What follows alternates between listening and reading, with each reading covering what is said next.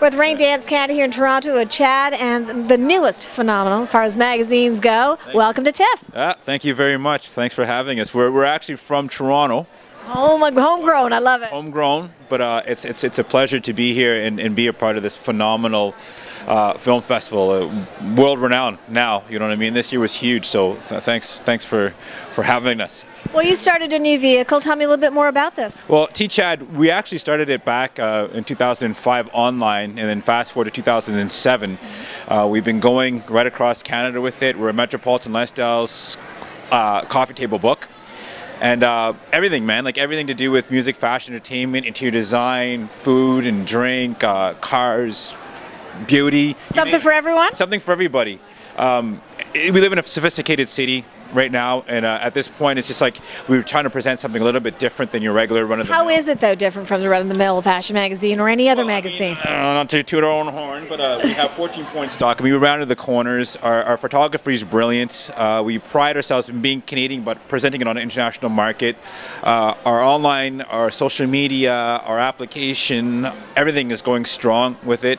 And what we did is we just kind of filled the niche of what was needed here in Toronto. Instead of trying to blast it out, we are just filling the gap of what's needed in Toronto for Canada for a sophisticated lifestyle coffee table book. So this is what we're doing. How's TIFF been treating you?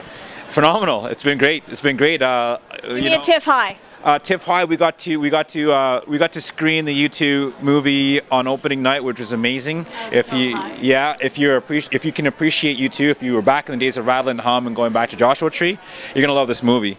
And for me, growing up and being in high school and singing Sunday Bloody Sunday at the top of my lungs, it just brought back a lot of good memories. You know what I mean? I sat down and I really just had to see what Bono was really all about, and what Ed was really all about, what Sean was all about, and what the band was all about, and what they were thinking creatively as composers. And I don't think too many people have seen that aspect of Bono before. They've seen everything else, the rock and roll side and the charity side of him, but like, what is he really like when it comes down to the core of music and what he thinks about himself? He's changed the face, really, of music. Face, yeah, he has. Let's talk to you a little bit more about you.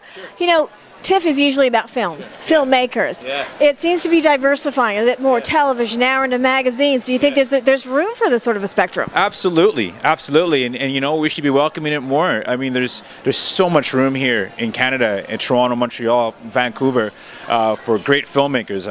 We got to start pushing these people out more. It's the reason why we've aligned ourselves with Raindance in the first place, because we started off independent as well. We're still independent, but we're going into a niche market. We're going into a different time in our world, so being part of this independent Raindance, this independent film, this production, directors, and whatever have you, script writers, whatever have you, is really big for us. So there's enough room for everybody, and we pride ourselves in being part of it as well too. Are you surprised? Because as Canadians, we're much smaller scale as opposed to our counterparts in the States who diversify as quickly as it comes out of the package. Yeah. Canadians take a little bit more caution. Do you find this? You got great directors like David Cronenberg who don't. Adam McGowan who don't, you know what I mean? They're very thought-provocative directors at what they do. There is politics that go along with the aspect of, making movies here in Canada with regards to grants, because obviously we don't have the kind of financing that the Americans have in Hollywood. But what's great about it is the creative comes out of it at the end of the day. No matter what they have to do, if they have to stick by rules and guidelines, there's still some kind of creative that you're going to get out of it, and there's still some kind of a feeling of entitlement to be Canadian at the same token as well too. So yeah, there is a kind of a pigeonholed conservative attitude towards it, but at the same token too, they're still kind of breaking out. There's a lot of talent coming out of Canada right now, so we're just on our way, and TIFF is like a big factor of why Canadians are coming on their way as directors and producers. Talking about coming your way, you've diversified as well. You've got some partners standing by that we're going to bring in for a new venture, so let's bring the boys in as well. How's it going, Hart? Hi, how are you? Great, thanks. How are you? Now, for everybody, let's get our first names out in the way. HB Celebi.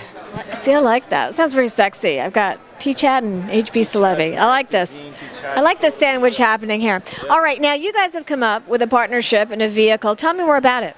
So we've been given the joyful task of introducing Toronto's first Toronto-centric reality TV, hidden camera, comedy montage, where we'll be leveraging some of Toronto's and North America's high-profile celebrities that will be in disguise, and the only people that will know that they're celebrities will be us. So we'll be giving them the opportunity to express themselves on camera through non-scripted dialogue, whether it's through scenarios of hey, how's it going? It's my first day today, or I'm late for work. I'm running late. So we're gonna have a lot of fun with that. So what's your tie-in?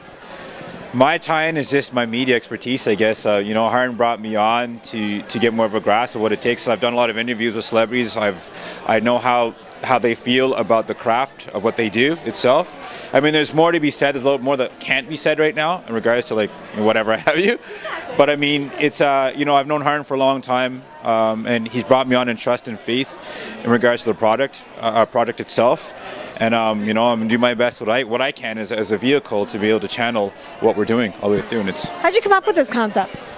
Oh, you know what? Just a lot of restless nights. Playing a lot of jokes on people. Yeah, we've been playing a lot of jokes on people. Actually, it started off with Raindance. I had the opportunity, the joyful task of meeting Tishka Wiederman from Raindance, and got a chance to bounce some ideas off of her, and she just really gave us the opportunity to express ourselves creatively, and it kind of stemmed from that. But Chad has been, the forerunner at this. He's been one of the idea and the concept renderers. So, just really happy to be here. Really happy to be here, and been given the opportunity to launch this very Toronto-centric reality TV series. For more information on the reality series, do you guys have a website? Do you have any sort of medium? Facebook, Twitter? Absolutely. Check us out on Magic Carpet Ride, magic with a K. I like that. .com. And of course, for the magazine, website, Facebook, Twitter. ChadMag.com. You can check us out online at TChadCorley if you want to check us out on Twitter, and TChadCorley Magazine on Facebook. Where we're at. Yeah. All right. Thank you very much, gentlemen. Thanks a lot. Thanks.